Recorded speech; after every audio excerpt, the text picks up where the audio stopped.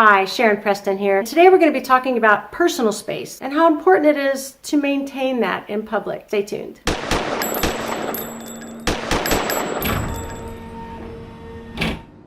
Have you ever been out in public and somebody kind of just like gets in your bubble?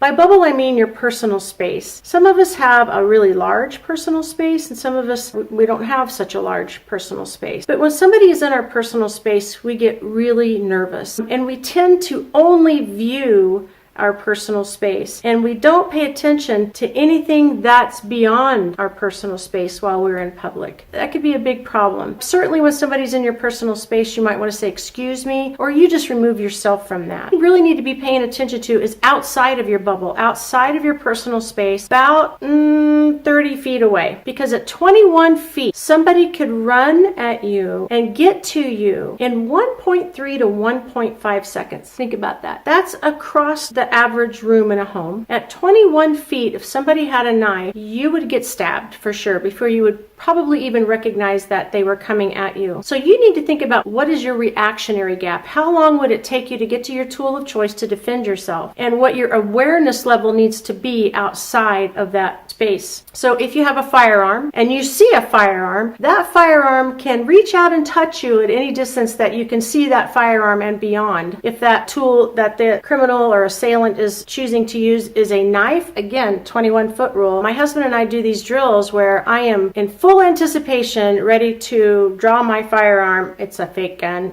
It's a blue gun. It's actually just solid plastic. You've seen that in another video. But he is at 21 feet and he runs at me with his knife, which is his big old thumb. And so I'm all ready and he starts running and I draw and I shoot twice, but I get stabbed twice. You have to really think about how quickly you can draw your firearm from wherever you have it concealed. If it's on your ankle, how are you going to get at that? If it's appendix, if it's on your hip, if it's in your purse, if it's at home. If somebody's coming at you with a knife or even a club or any tool of choice, remember the weapon is just the mind. Anything else can be used as a tool to hurt you. But I want you to think about what your reactionary gap is. First of all, how long would it take you to even recognize that there is a problem, and then recognize that you can't get out, and then get to your tool and get hits on target? That's your reactionary gap. So depending on how much training you've had, that's how big of a bubble you need to start paying attention to. The whole goal of this video is just to get you thinking about your personal space and beyond, and what your reactionary gap is, and you need to train for that. As always, a concealed handgun license in your wallet does not keep you safe, and a gun on your hip or on your nightstand does not make you a good shot. You need to become proficient with your firearm.